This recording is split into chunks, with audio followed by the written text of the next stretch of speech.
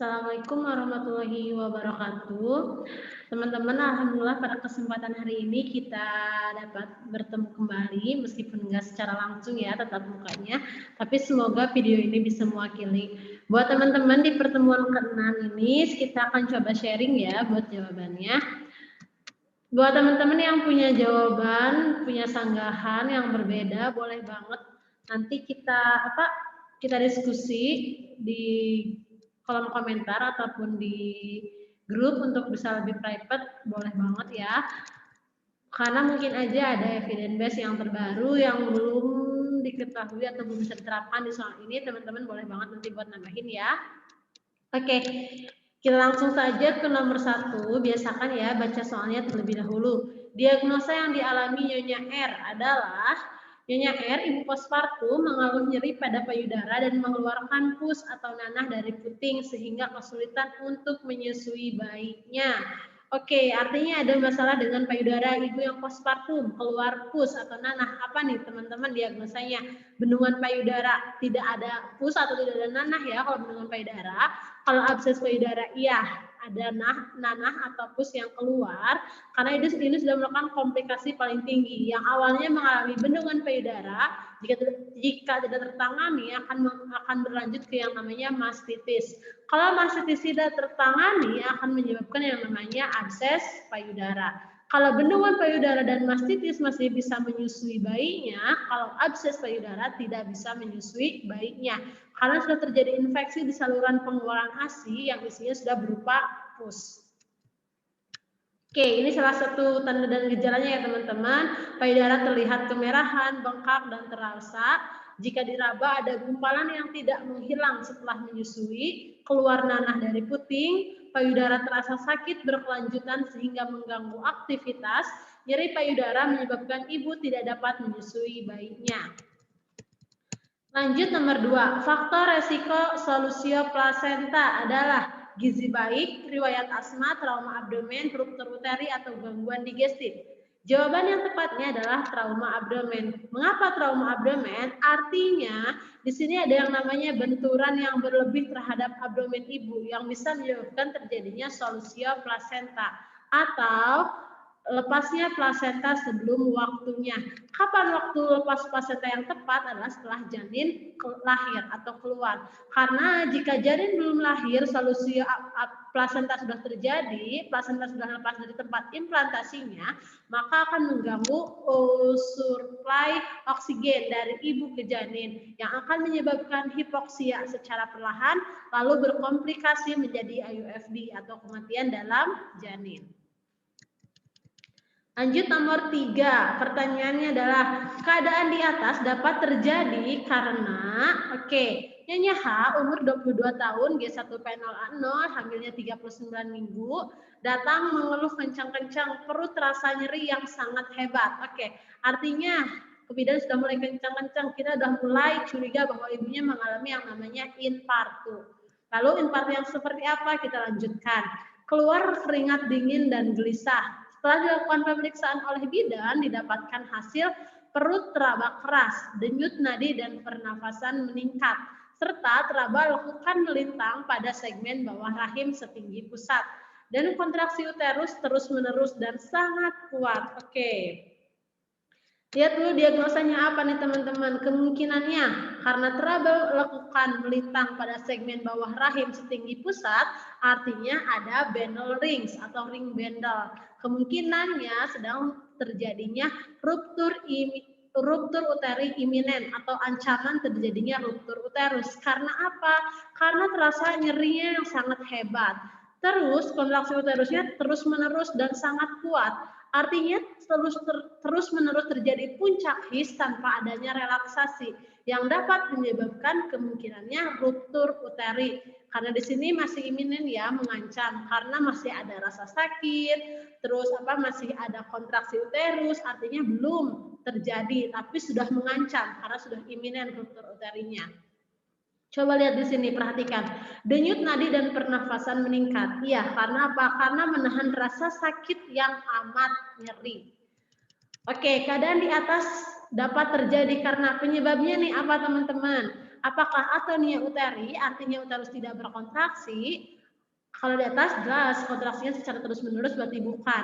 Partus precipitatus juga bukan karena adanya tindakan atau kesengajaan atau buatan ya. Kalau inersia uteri primer dan inersia uteri sekunder ini, kalau inersia uteri primer artinya memang dari awal uterus berkontraksinya kurang. Kalau inersia uteri primer itu tadi udah ya. Kalau inersia uteri sekunder artinya awalnya kontraksinya bagus, kadang tinggi, hisnya, terus relaksasi, tinggi lagi, relaksasi lagi. Nah, kalau udah inersia uteri sekunder yang awalnya sempat nggak ada his, ada his, nggak ada his, ada his. Justru kembali lagi berulang ke awal bahwa hisnya semakin berkurang frekuensinya. Itu sekunder. Kalau primer, yang tadinya uterusnya kontraksinya bagus, tiba-tiba jadi jelek. Kalau inersia uterus sekunder yang tadinya bagus, terus jadi jelek, dia primer, terus bagus lagi, meningkat lagi kontraksi uterusnya, terus hilang lagi secara perlahan, itu sekunder. Yang kedua ya, kalau tetania uteri, ya ini kekuatan uterus berkontraksi, jelas. Jawabannya yang ini ya teman-teman. Karena di atas sudah dijelaskan bahwa kontraksinya secara terus-menerus dan sangat kuat. Artinya tidak ada relaksasi, yang ada adalah puncak his secara terus-menerus. Oke, abortus yang terjadi karena adanya tindakan atau buatan disebut dengan abortus, apakah spontan, provokatus, imminent, incipient, atau incomplete. Jelas banget ya, di sini keywordnya adalah abortus karena disengaja, karena tindakan ataupun buatan. Ini dikenalnya dengan istilah abortus provokatus. Yang B. Lanjut ke nomor 5. Di bawah ini yang tidak termasuk penyulit yang terkait dengan abortus adalah shock, perdarahan hebat pervaginam, infeksi atau sepsis, trauma intraabdomen, atau bebaskan jalan nafas. Yang nggak ada hubungannya penyulit secara langsung dengan abortus adalah yang E, yang bebaskan jalan nafas. Coba teman-teman diselidiki lagi, kenapa bukan yang A sampai D? Kalau yang B jelas perdarahan hebat pervaginam. Abortus dapat bermanifestasi menjadi perdarahan hebat pada pervaginam, sehingga komplikasinya bisa menyebabkan terjadi yang namanya shock. Lalu, apakah abortus dapat menyebabkan infeksi atau sepsis? Iya. Karena apa? Karena sudah terbukanya jalan lahir. Artinya pintu masuk untuk bakteri, untuk virus sudah bisa masuk. Maka akan menyebabkan terjadi yang namanya infeksi atau sepsis. Yang D, apakah akan menyebabkan trauma intraabdomen? Bisa terjadi, karena mungkin saja abortus yang terjadi karena adanya trauma intraabdomen. Lanjut yang nomor 6, faktor resiko dari solusio plasenta kecuali merokok, trauma tumpul pada abdomen, hipertensi pada ibu lebih dari 140/90, gizi buruk, atau yang E, tetanus. Oke, lihat.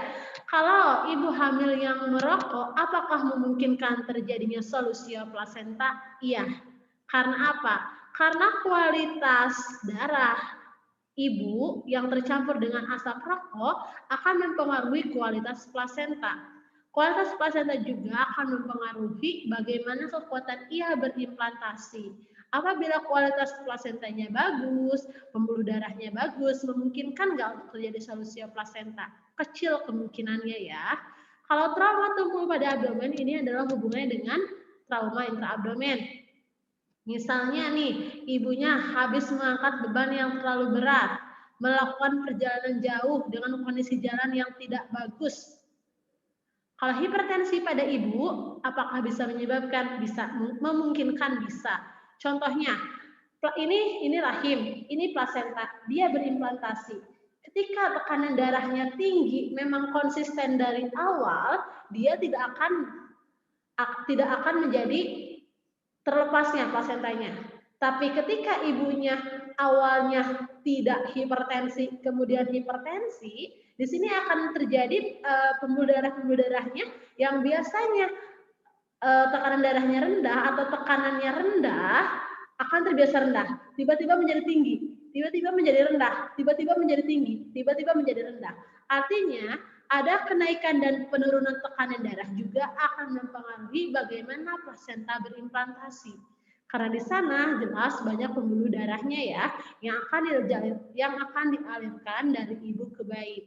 Kalau gizi buruk, apa hubungannya? Kalau gizi buruk memungkinkan terjadi yang namanya anemia. Kalau ternyata terjadi anemia, pembuluh darah untuk berkontraksi aja, untuk menempel aja, dia butuh energi. Tapi kalau tidak ada energi, maksudnya tuh HB-nya rendah, berarti kualitas gizi yang transformasikan dari ibu ke bayi aja berkurang. Ya, berarti kualitas plasentanya pun akan jelek. Mungkin nggak plasenta terlepas? Iya, karena tidak ada kekuatan untuk menanamkan dirinya untuk berimplantasi ya, teman-teman. Lanjut nomor 7. Oke, rencana asuhan yang paling tepat pada kasus di atas nih. Ibunya 25 tahun, hamil yang pertama, datang dengan keluhan sering BAK. Oke, di sini keywordnya semalam bisa BAK 4 sampai 5 kali. Enggak dijelasin nih umur kehamilannya berapa minggu, berapa bulan, tapi lihat TF-nya 30 cm. Jadi, memungkinkan bahwa ibu berada di trimester ketiga. Salah satu ketidaknyamanan di trimester ketiga adalah sering BAK, terutama di malam hari, sehingga akan mempengaruhi kualitas tidur ibu. Pertanyaannya, rencana asuhannya apa nih teman-teman? Buat klien yang datang ke tempat praktek teman-teman, ternyata keluhannya sering BAK di trimester ketiga. Apakah yang A, kosongkan kandung kemih ketika ada dorongan? B, perbanyak minum pada siang hari? C, jelaskan perubahan fisiologis trimester 3. D, hindari minum kopi atau teh. Atau yang E, berbaring miring ke kiri. Oke, jelasin. Jadi teman-teman, apapun kondisi pasien ketika datang ke tempat praktek saudara, mau itu fisiologis, mau itu patologis, biar nanti teman-teman memberikan KIE-nya ditangkap dengan baik oleh klien, biar nanti teman-teman memberikan intervensi ataupun tindakan medis yang diberikan dapat dipahami oleh klien, hal yang pertama harus dilakukan adalah jelaskan keadaannya. Nah, jadi yang memungkinkan adalah yang C. Jelaskan bahwa itu adalah perubahan fisiologis trimester 3. Karena apa? Karena kandung kemih tertekan oleh uterus. Ini sudah 30 cm. Ini sudah trimester 3. Jadi memungkinkan bagian terendah janin untuk turun. Semakin turun, semakin menekan kandung kemih. Maka akan meningkatkan frekuensi ingin berkemih. Yang tadinya kandung kemih memungkinkan untuk menampung berapa cc atau berapa mililiter, ketika ia hamil ataupun memasuki trimester 3, adanya penurunan bagian terbawah janin, mau tidak mau menekan kandung kemih. Yang tadinya bisa menampung mungkin 50 cc, sekarang baru terisi 20 cc aja, ibunya sudah ingin berkemih, karena memang keadaan kandung kemihnya tertekan oleh bagian terendah janin. Itu simpelnya. Lebih jauhnya, selama ibu hamil, selama ibu mengandung, yang namanya suplai darah atau penyaringan darah oleh ginjal menjadi meningkat. Hal ini juga menyebabkan ibu ingin berkemih secara lebih cepat. Ini biasanya terjadi pada trimester awal dan trimester akhir. Kalau trimester awal hubungannya dengan pembesaran uterus, kalau trimester akhir hubungannya dengan penurunan bagian terendah janin. Lanjut nomor 8. Oke, diagnosa apa yang paling mungkin pada kasus di atas? Oke, ibunya usia 26 tahun, datang ke tempat praktek saudara, amenor nih 3 bulan teman-teman. Sering mengalami mual muntah sejak 1 bulan yang lalu. Oke. Hasil TTV-nya dalam batas normal, terus TFU-nya 1 jari di bawah pusat, tidak teraba balotemen, terdapat bercak kecoklatan dan jaringan seperti gelembung. Diagnosanya apa? Ibunya amenor 3 bulan. Loh, kok TFU-nya udah 1 jari di bawah pusat aja? Ini kan udah memungkinkan usia 20 mingguan ya. Baru 3 bulan kan baru kemungkinan 12 minggu. Apakah TFU sudah teraba? Kalau 12 minggu, jarang TFU yang sudah teraba. Lalu di sini juga TFU-nya 1 jari di bawah pusat, tapi kok tidak teraba bolotemen? Ternyata ada ciri yang lain juga nih. Terdapat bercak kecoklatan dan jaringan seperti gelembung. Khas sekali pada kasus hamil anggur. Atau istilah medis dari hamil anggur adalah mola hidati dosa. Jawabannya yang E. Oke, lanjut nomor 9. Diagnosa apakah yang paling mungkin pada kasus tersebut? Oke, usianya 25 tahun, hamil pertama, usia kehamilannya 12 minggu, datang ke rumah sakit dengan keluhan nyeri perut bagian bawah, keluar darah sedang bercampur sedikit gumpalan. Dari kemaluan sejak 2 jam yang lalu. Hasil pemeriksaannya, keadaan umum baik, tanda-tanda vital dalam batas normal. Ada kontraksi uterus dan nyeri tekan abdomen bagian bawah. Ini lihat. Hasil inspekuloknya tampak serviks membuka dan terlihat jaringan pada serviks. Diagnosanya apa nih? Ibunya hamilnya 12 minggu, artinya dia masih di bawah 20 minggu di trimester pertama. Ada keluhan keluar darah dan ada gumpalan juga ya di sini. Ini ada sedikit gumpalan, darahnya bercampur dengan sedikit gumpalan. Ternyata hasil spekulo tampak serviksnya membuka, teman-teman. Kalau serviks membuka, kemungkinannya adalah antara abortus komplit sama incomplete. Ada petunjuk lain nih, terlihat jaringan pada serviks, artinya masih ada jaringan di dalamnya. Memungkinkan nggak buat ada jaringan yang udah keluar sebagian? Mungkin. Karena apa? Karena di sini darah yang keluar sudah bercampur dengan sedikit gumpalan. Jadi artinya ada jaringan yang sudah keluar dan masih ada jaringan yang di dalam, itu namanya abortus incomplete. Kalau komplit, semua jaringannya sudah tidak ada di dalam, sudah di luar semua ya. Yang D ya teman-teman. Lanjut nomor 10. Seorang perempuan, biasakan baca soalnya terlebih dahulu ya. Jadi reminder juga buat aku ini. Apakah tindakan yang harus dilakukan bidan pada kasus di atas? Perempuan 22 tahun, hamil anak pertama, umur kehamilannya 38 minggu. Datang ke PMB mengeluh sakit perut semakin sering dan kuat sejak tadi malam. Hasil pemeriksaan keadaan umum baik, tanda-tanda vital normal, TFU 34 cm dan penurunan kepala 1/5. His teratur dan kuat 3 kali 10 menit lamanya 35 detik. DJJ-nya 140 kali per menit, hasil VT permukaannya 3-4 cm dan ketuban negatif, kepala di Hodge 1. Tapi teraba tali pusat di ostium uteri. Kenapa nih? Apakah tindakan yang harus dilakukan? Tegakkan diagnosanya terlebih dahulu. Ketubannya negatif, Q-nya, teraba tali pusat di ostium uteri. Oke, apakah ini terkemuka atau menumbung, teman-teman? Artinya, karena ketubannya udah pecah, di sini terjadi yang namanya tali pusat menumbung. Ini bagian terendah janin, ini tali pusat. Ya, ketubannya udah pecah. Coba bayangkan, ketika ibu ngeden, terus ini tali pusat, apakah akan kejepit atau enggak? Iya, ini akan kejepit. Ketika tali pusat terjepit oleh bagian terendah janin, memungkinkan enggak buat aliran darahnya menjadi lancar? Enggak kan? Itulah artinya kenapa hal ini bersifat patologis. Bagaimana supaya si tali pusatnya enggak tertekan nih sama bagian terendah janin? Yaitu lakukanlah posisi Trendelenburg dan merujuk. Apa posisi Trendelenburg ini? Posisi Trendelenburg adalah posisi ketika kaki posisinya lebih tinggi daripada kepala. Gini, kan gini ya katakan. Ini sekarang posisikan Trendelenburg, kaki ibunya naik, oke.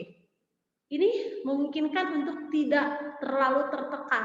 Jadi, mengurangi tekanan tali pusat oleh bagian terendah janin. Diposisikan Trendelenburg dan lakukan rujukan.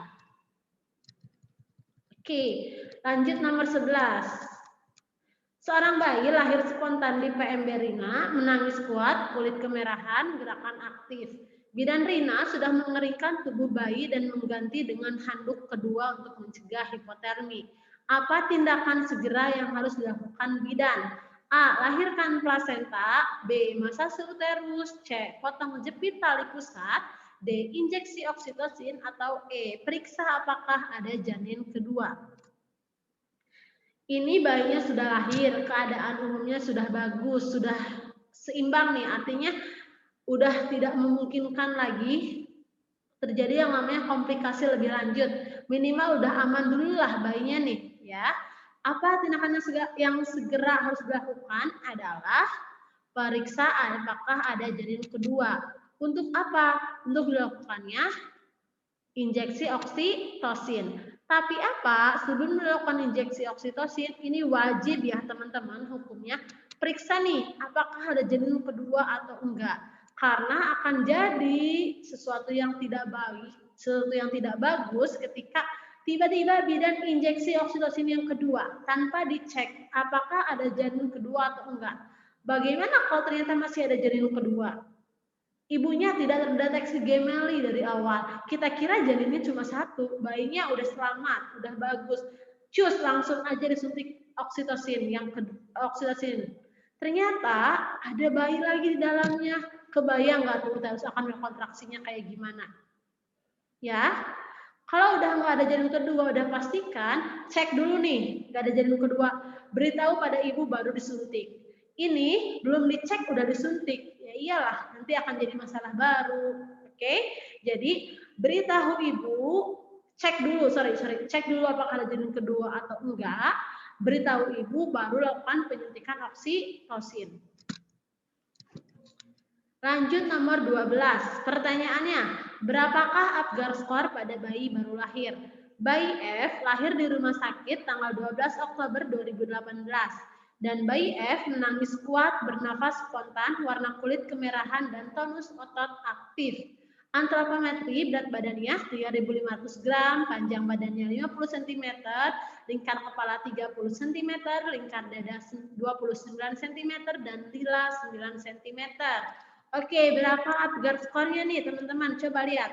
Bayi menangis kuat. Oke, skornya berapa? 2 ya. Bernapas spontan 2, berarti udah 4. Warna kulit kemerahan, skornya 2, berarti udah 6. Tonus otot aktif 2, artinya nilainya sudah 8. Yang nggak dijelaskan di soal di sini adalah jantung bayinya, bunyi jantung bayinya.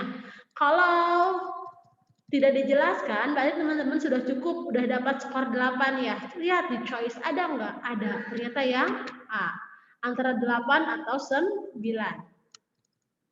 Yang dijelaskan adalah yang pulse, denyut jantung janin. Kalau kuat dan lebih dari 100, nilainya 2. Kalau lemah dan kurang dari 100, nilainya 1. Tapi kalau denyut jantungnya tidak ada atau tidak terdengar sama sekali, nilainya 0.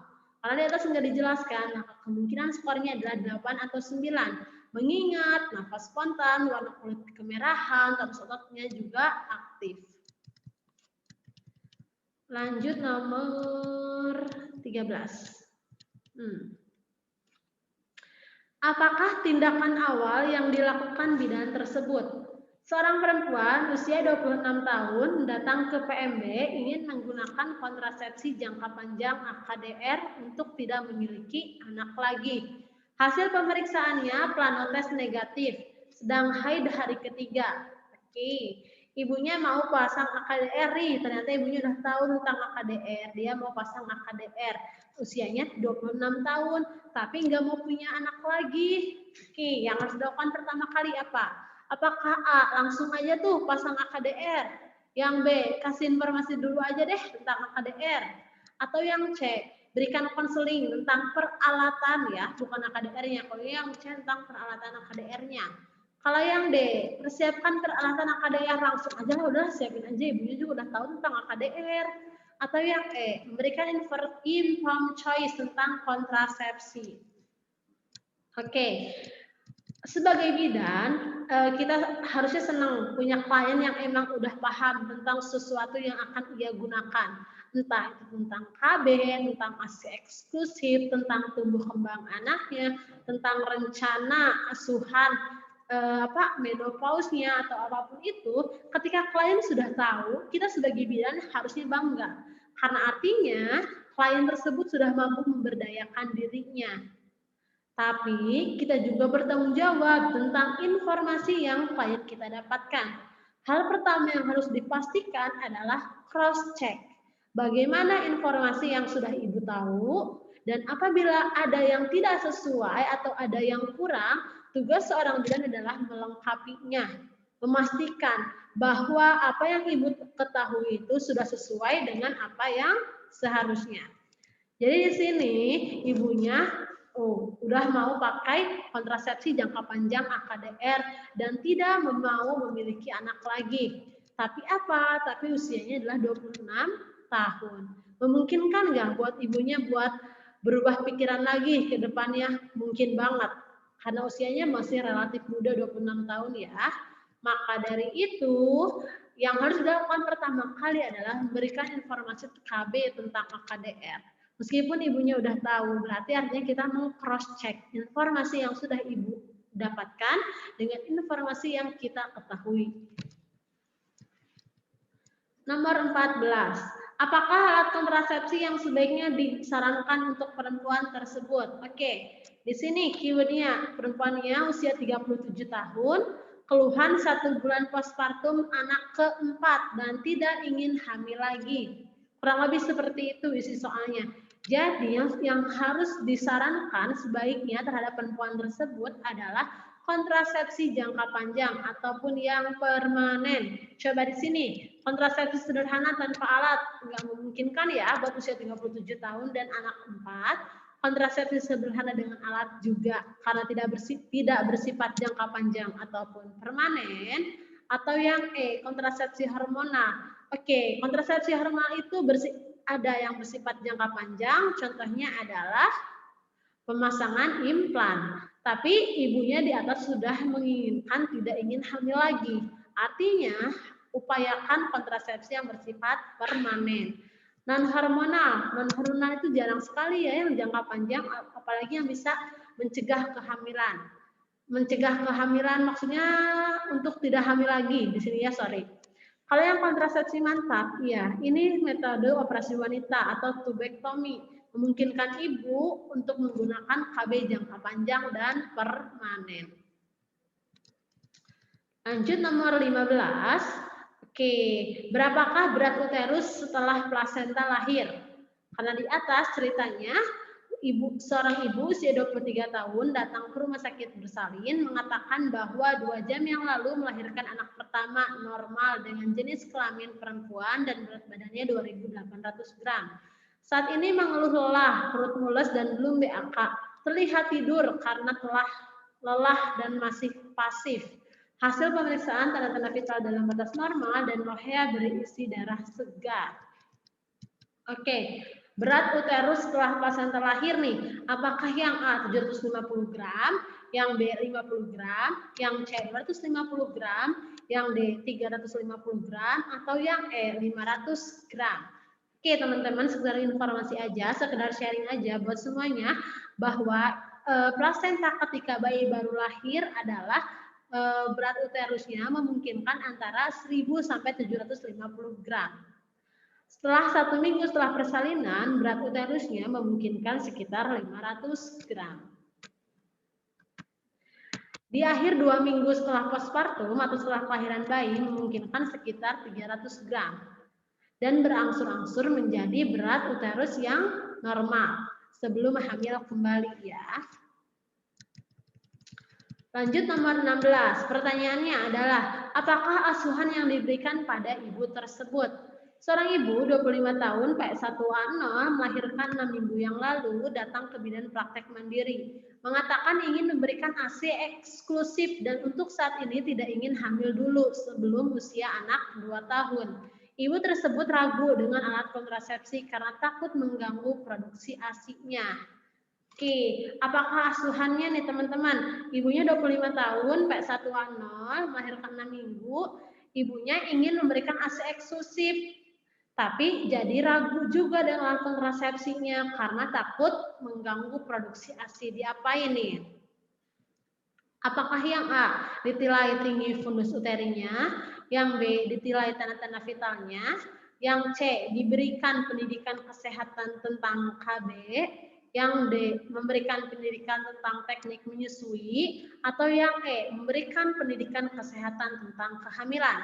Oke, karena ibunya sedang menyusui dan ingin menggunakan kontrasepsi tapi takut mengganggu produksi ASI-nya, maka asuhan yang diberikan adalah berikan pendidikan kesehatan tentang KB. Karena ibu yang ibu yang menyusui pun masih memungkinkan untuk menggunakan KB. Ada beberapa KB yang memang dikhususkan untuk ibu postpartum sehingga tidak mengganggu produksi ASI-nya. Nomor 17, apakah masalah potensial dari kasus di atas? Oke, seorang perempuan 28 tahun, hamil anak kedua, dan sedang dalam proses persalinan di PMB. Mengeluh keluar cairan banyak dari vagina. Hasil pemeriksaan dalamnya terdapat sisa cairan. Sisa cairannya berwarna keruh nih teman-teman.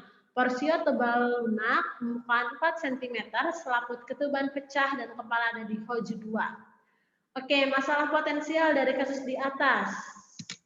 Ketubannya udah pecah, ibunya dalam fase infartu dan ketubannya sudah pecah. Yang menjadi masalah adalah sisa cairannya berwarna keruh. Jadi potensial terjadi yang namanya hipoksia atau bayi di dalam rahim kekurangan oksigen. Ketika hipoksia tidak tertangani, apakah nanti ketika bayinya lahir akan menjadi asfiksia? Ya. Atau jangan-jangan sebelum bayi lahir pun akan mengalami yang namanya IUFD karena hipoksianya tidak tertangani. Lanjut nomor 18. Apa tindakan yang tepat pada kasus tersebut? Seorang perempuan usia 35 tahun, hamil 4 bulan, datang ke PMB mengeluh janin dalam kandungannya tidak bergerak dan DJJ tidak terdengar jelas sejak kemarin. Hasil pemeriksaannya 100/70 tekanan darahnya, nadi 75 kali per menit, FU belum teraba. Teman-teman, ini sudah menunjukkan keywordnya bahwa janinnya tidak bergerak, tidak terasa gerakan janinnya. Artinya kesejahteraan janin dalam kandungan sudah terganggu. Karena salah satu tanda sejahteranya janin di dalam kandungan, di dalam rahim adalah dengan gerakan bayinya. Maka hal ini merupakan salah satu kontraindikasi dilakukannya perawatan yang normal. Karena memang sudah tidak normal, maka lakukan rujukan ke rumah sakit. Jawabannya adalah yang D. 19. Bertambahnya struktur dan fungsi tubuh yang lebih kompleks dalam bidang motorik kasar, halus, kemampuan berbahasa, maupun sosialisasi adalah berkaitan dengan A. Pematangan, B. Pemantauan, C. Pertumbuhan, atau D. Perkembangan. Oke, keywordnya adalah bertambahnya struktur dan fungsi tubuh yang lebih kompleks. Artinya bertambah nih kemampuan bayinya, kemampuan berbahasanya, kemampuan bersosialisasinya. Hal-hal itu menunjukkan adanya peningkatan ataupun hubungannya adalah dengan perkembangan. Yang D ya, adanya peningkatan kemampuan dalam bidang perkembangan. Kalau pertumbuhan, contohnya adalah bayinya bertambah berat badannya, bertambah tinggi badannya, itu adalah pertumbuhan. Bertambahnya jumlah sel, Q-nya. Kalau perkembangan, bertambahnya struktur dan fungsi. Kalau pertumbuhan jumlah selnya yang meningkat, kalau perkembangan fungsinya yang meningkat. Oke, kenaikan berat badan rata-rata pada bayi sehat usia 3 bulan pertama berkisar A. 700 sampai 1000 gram, B. 500 sampai 600 gram, C. 350 sampai 400 gram, D. 250 sampai 350 gram per bulannya. Yang mana nih teman-teman? Ketika dia berusia 3 bulan pertama. Ini ya rumusnya. 1 sampai 3 bulan pertama, kenaikan berat badan rata-rata sekitar 700 sampai 1000 gram.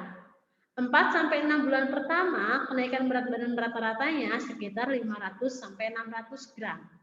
7 sampai 9 bulan pertama, kenaikan berat badan rata-rata sekitar 350 sampai 450 gram. 10 sampai 12 bulan pertama, Kenaikan berat badan rata-ratanya sekitar 250 sampai 350 gram. Oke, lanjut nomor 21. Hasil pemeriksaan KPSP atau Questionnaire Pra-Screening Perkembangan didapatkan jawaban ya sebanyak 9.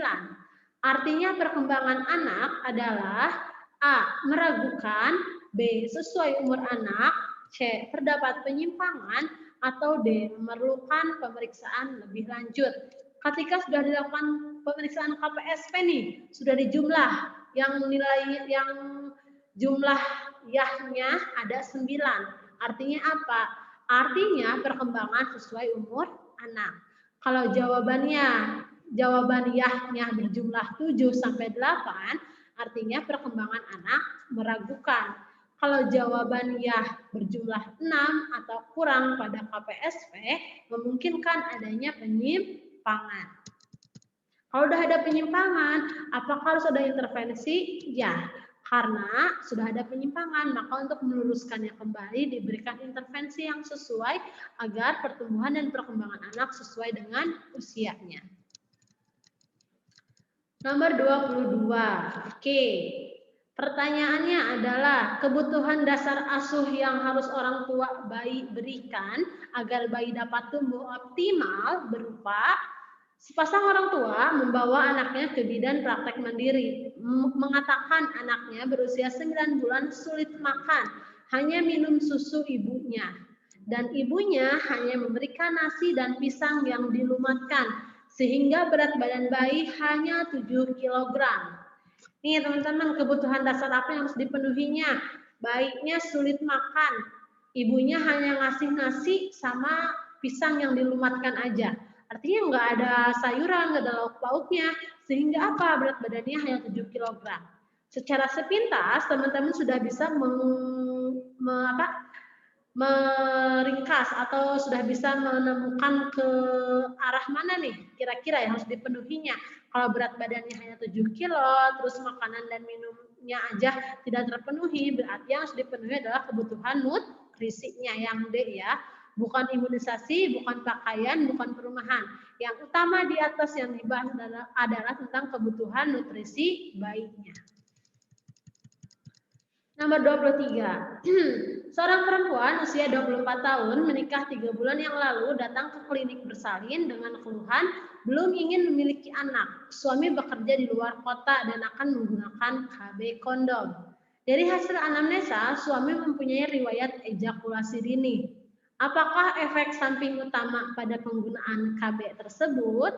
Oke, teman-teman udah tahu semua ya ini, kalau KB kondom itu, kontrasepsi dengan kondom, akan memberikan efek samping. Salah satunya adalah reaksi alergi.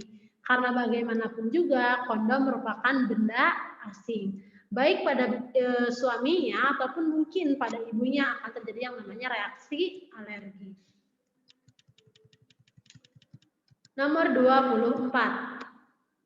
Pada kasus di atas, apakah diagnosa yang ada pada kehamilan Ibu Fatma tersebut? Oke. Diagnosanya apa nih teman-teman? Ibu Risna berusia 29 tahun, G2P1A0, datang ke bidan desa diantar suaminya. Ibu ingin memeriksakan kehamilannya. Pada pemeriksaan palpasi didapatkan hasil TFU pertengahan pusat dan PX. Dan pada saat pemeriksaan auskultasi terdengar DJJ lebih dari 1. Diagnosanya apa? Keywordnya adalah DJJ-nya lebih dari 1. Berarti ada di 2 tempat. Memungkinkan nggak buat terjadi yang namanya kehamilan gemeli? Oke, mungkin ya, karena sangat memungkinkan sekali. DJJ-nya di sebelah kiri ada, ternyata di sebelah sini kanannya juga ada. Terus dua-duanya teraba keras juga. Mungkin yang namanya kehamilan gemeli atau janinnya lebih dari 1. Seperti janinnya adalah 2. Oke. Lanjut ke nomor 25. Pertanyaannya adalah kasus yang memungkinkan dialami Nyonya V adalah kasus yang memungkinkan. Artinya diagnosanya apa nih teman-teman? Nyonya P usia 45 tahun mengalami menstruasi tidak teratur kurang lebih 5 bulan. Saat ini setiap menstruasi perdarahan banyak dan keluar stol-sel. Hasil pemeriksaannya, tekanan darahnya 110/70, nadi 90 kali per menit, respirasinya 22 kali per menit. Pemeriksaan abdomennya teraba massa dan berbenjol-benjol. Apa nih diagnosanya? Headnya jarang, 5 bulan sekali keluar. Kalau head sekalinya head, darahnya banyak dan keluar stolsel. Serta waktu pemeriksaan abdomen teraba massa berbenjol-benjol. Maka yang memungkinkan untuk diagnosa tersebut adalah yang namanya mioma uteri. Yang A ya, yang memungkinkannya. Oke teman-teman, untuk pertemuan ke-6 sesi 1 untuk soal nomor 1 sampai 25 sudah selesai dilaksanakan. Nanti kita akan lanjut lagi di sesi kedua ya, untuk nomor 26 sampai 50. Oke teman-teman, makasih buat semua perhatiannya. Wassalamualaikum warahmatullahi wabarakatuh.